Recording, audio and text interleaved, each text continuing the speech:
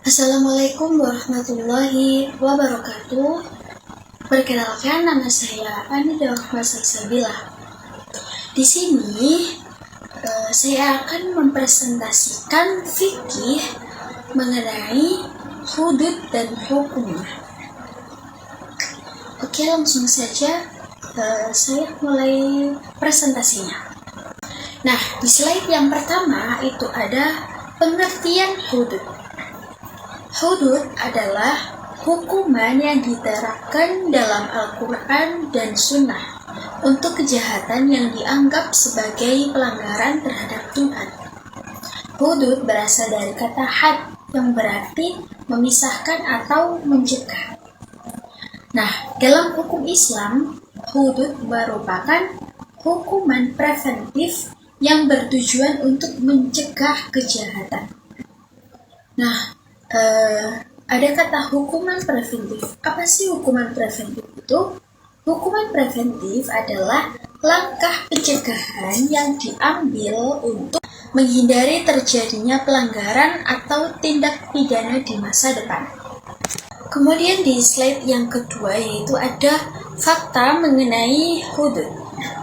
Nah, membahas mengenai masalah hudud, di Indonesia itu tidak menerapkan hukum syariat yang mengandung unsur hudud, karena di Indonesia itu memiliki sistem hukum yang berlandaskan pada kombinasi hukum adat, kemudian hukum Belanda atau warisan masa kolonial, dan juga hukum Islam.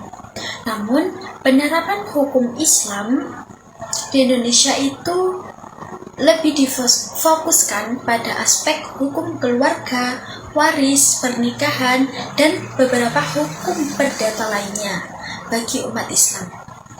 Meski demikian, terdapat pengecualian di beberapa daerah yang memiliki otonomi khusus, seperti Aceh.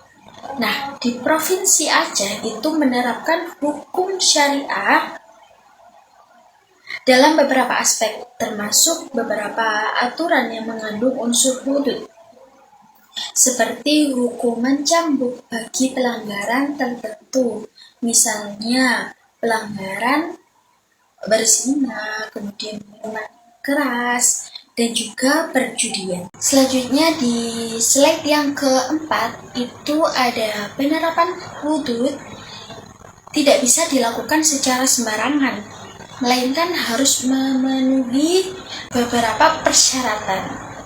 Di sini dituliskan itu ada 4 syarat. Yang pertama, pelaku kejahatan adalah seorang mukallaf, yaitu baligh dan juga berakal. Kemudian yang kedua, pelaku kejahatan tidak dipaksa atau terpaksa. Kemudian yang ketiga, pelaku kejahatan mengetahui larangannya. Kemudian yang keempat, kejahatannya itu terbukti dan dilakukan tanpa syubhat. Kemudian ada beberapa contoh tindak pidana hudud dan juga sanksinya. Yang pertama itu ada had zina.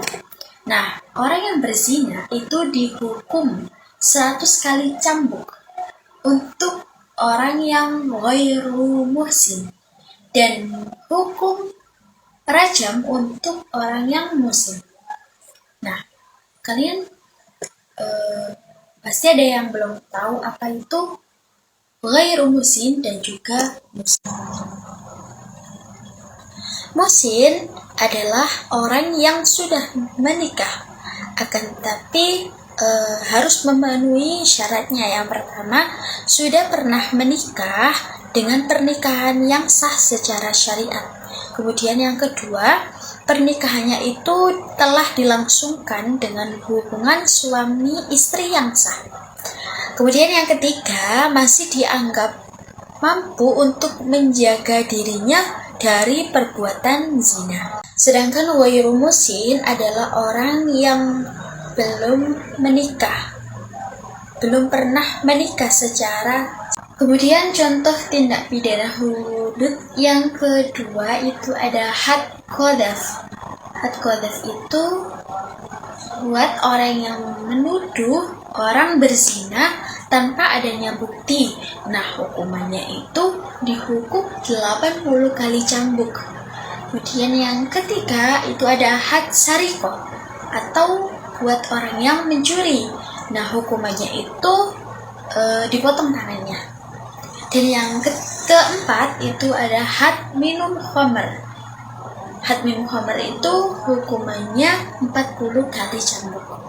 Kemudian pada dasar hukum, Ibnu Taimiyah menyatakan bahwa hudud itu berasal dari rahmat Allah Subhanahu wa Ta'ala untuk makhluk dan kebaikan mereka.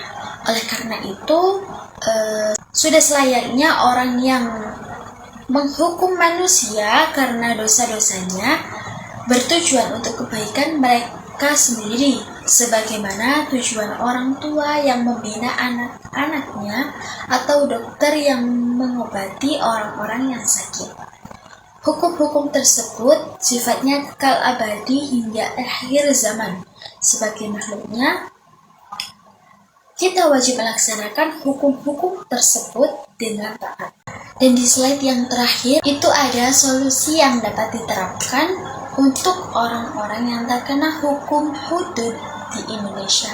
Yang pertama, penerapan prinsip restoratif dalam hukum pidana. Prinsip restoratif adalah pendekatan dalam sistem keadilan yang menekankan pada pemulihan hubungan tanggung jawab dan pemulihan kerugian akibat pelanggaran atau tindak pidana. Solusi yang kedua yaitu penguatan hukum dan sanksi moral. Solusi yang ketiga, optimalisasi peran lembaga keagamaan. Dan yang keempat, itu penguatan pendidikan moral dan agama di sekolah. Oke, cukup sekian materi yang dapat saya sampaikan. Kurang lebihnya saya mohon maaf yang sebesar-besarnya. Wabillahi taufiq wal hidayah. Wassalamualaikum warahmatullahi wabarakatuh.